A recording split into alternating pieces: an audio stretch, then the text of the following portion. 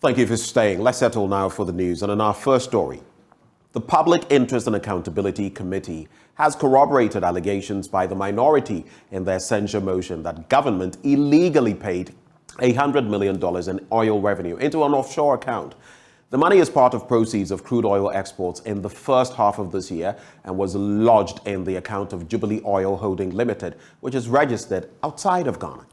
Vice President of PIAC, Nasir Alpha Mohammed, has been speaking at the censure motion hearings. Or indirect participation of the Republic shall first and foremost be paid into the Petroleum Holding Fund. Mr. Chairman, it is the considered view of the committee that it matters not that other issues may be introduced into the whole conversation. What matters for us, our understanding of the law, is that the PRMA is the primary law that governs the utilization, management of petroleum revenues. And it says that any revenue accruing to the state, whether directly or indirectly, should first be paid into the Petroleum Holding Fund. Mr. Chairman, we also know that GNPC is the primary commercial arm of the Republic of Ghana in petroleum activities. And so when this happens, we are dealing with GNPC per se. If you look at the whole JOHL transaction, it is GNPC that undertook those transactions. So our position as a committee, Mr. Chairman, is that lifting, whether it is lifted by 100% subsidiary of GNPC or not, ought to come first into the Petroleum Holding Fund, from where disbursements can be made for whatever reason. So, Mr. Chairman, our position on that matter is clear. Of course, for purposes of disclosure, the GNPC referred us to an advice from the Attorney General's Department purporting to okay such a transaction in the nature and manner that they dealt with this issue. Mr. Chairman, we are happy to say that we did not come to this conclusion without recourse to that particular advice. But the Ghana National Petroleum Corporation says there was no illegality committed in the lodging of the funds in an account other than the Petroleum Holding Fund. Listen to Deputy Chief Executive in charge of Commerce and Business Strategy at the GNPC, Joseph Dazi, who was responding to questions from the co-chair of the committee, Dr. Dominic Ayine. The monies were obviously paid directly to Jubilee Holdings, right? Yes, Honorable Chair. Yeah. Are those monies that ought first to have been paid into a Petroleum Holding Fund? Yeah, so that's a point of departure, the area of disagreement. We believe that JOHL... Wait a minute. Who are you disagreeing with? You are departing from where? Point of departure. He asked you a question, so deal with it. Point of departure. You are departing from... So what PIAC? So I'm alluding to what PIAC said. So we disagree with PIAC's assertion that it should have been paid to... So why? Can you explain to the committee why you disagree? Yeah, so Honorable Chair, as it was discussed during the PIAC testimony or submission, JOHL is 100% subsidiary of GNPC. We believe it's a company incorporated. It's a company registered under the Company Act. And obviously the terms and conditions, the constitution of JOHL is governed by the Company Act.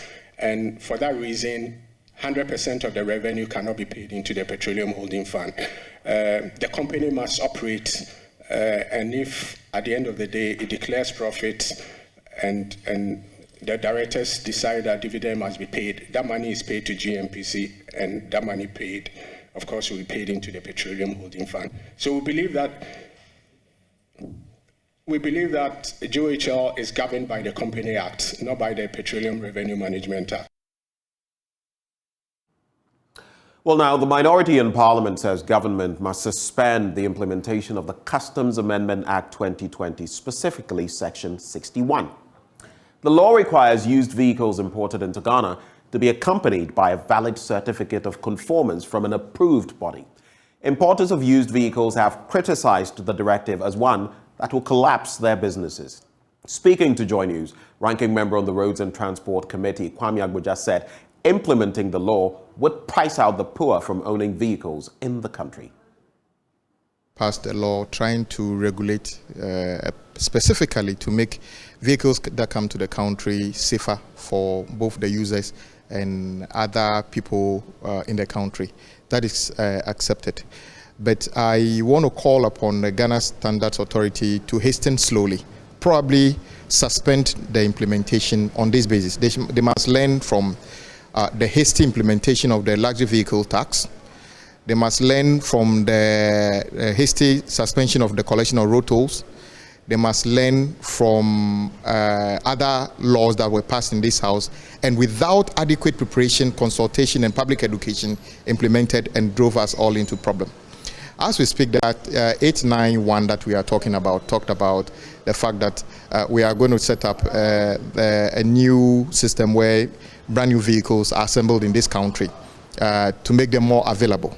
The first question is, how many companies are assembling vehicles in this country, and what are the choices of vehicles available to the Ghanaian? Are those vehicles at prices that the ordinary Ghanaian, a journalist, a teacher, a nurse can afford?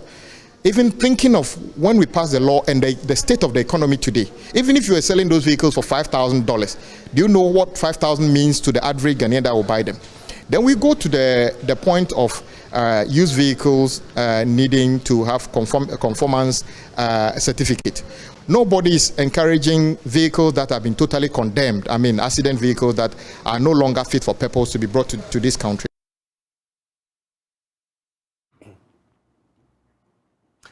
Well, now the Food and Beverages Importers Association is actually questioning the timing of the Bank of Ghana's decision to withdraw support for goods classified as non-essential, warning that the directive could be dire for the local market because the country is ill-prepared to deal with the shocks. The Bank of Ghana says importers of non-essential goods such as poultry, vegetable oil and toothpicks will not be provided forex to import these products. Speaking on The Pulse, executive member of the Food and Beverages Importers Association, John Awuni, said though the policy was a good one, it was not based on informed data from the market and would negatively affect businesses.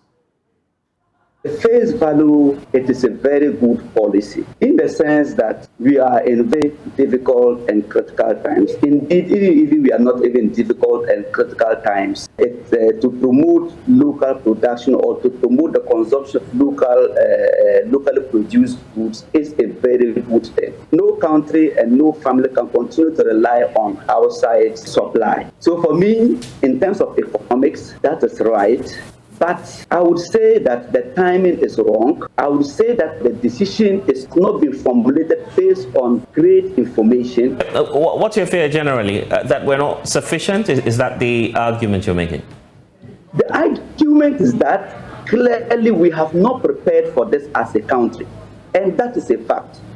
You have Joy FM in the last week. You ran stories, and I clearly listened to it, where the president of the Ghana Rights to the Professional Body. I was the president of that body for 4 years.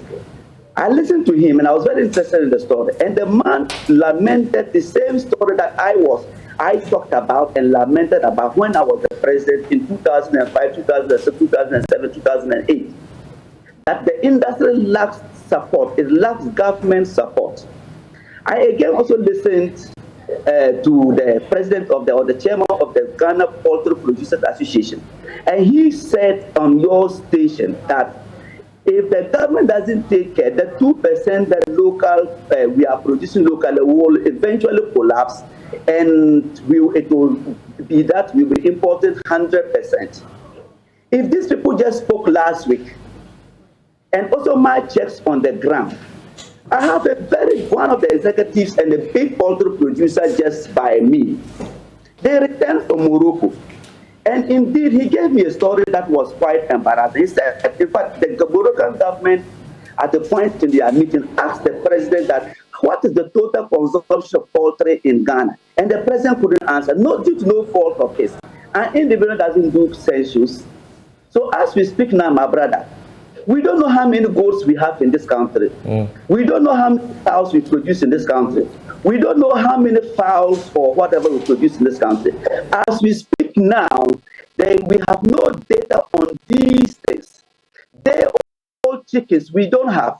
We are currently importing day-old chickens from Belgium, day-old chickens from Morocco. And indeed, the farmers are not even getting enough. If you speak to poultry producers, they will tell you that yes, the policy is a good policy, but we are not prepared.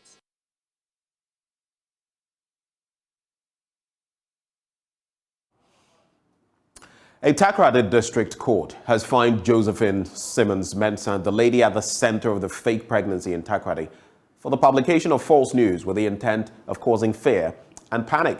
She has been ordered by the court presided over by His Honor Michael Ampedu to pay a fine of 600 penalty units, which is the equivalent of 7,200 cedis on the counts of her offense. She has 14 days to pay the fine. Correspondent Natalia Kwanza was in court and delivered this report. Yes,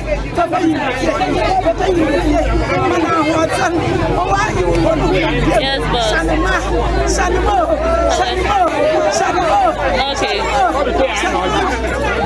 Okay.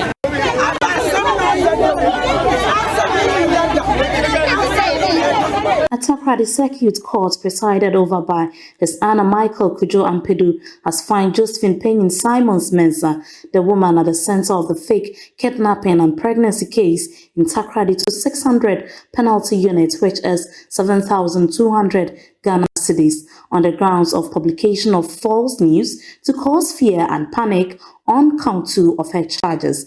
Before her judgment was read today, she was charged with 2 counts of deceiving a public officer contrary to Section 251B of the Criminal Offence Act and publication of false news with intent to cause fear and panic contrary to Section 208 subsection 1 of the Criminal Offence Act. His Honor Michael Kujo Ampedu, reading her judgment in court, explained that she should have been given a 3-year jail sentence to deter others from her acts, but for her current state of pregnancy, which has been proven by doctors at the Takoradi Hospital, she can't be jailed. He explained that the law says you cannot sentence a pregnant person to prison. On the first charge against her, which is deceiving of public officer, the courts acquitted her on the grounds that the law demands that the complainant of the case should be a police officer and the deceit extended to the officer whilst executing an official duty. But in this case, the complainant was Michael Simons, husband of the accused. For Joy News, in Natalia Kwanza, Western Region.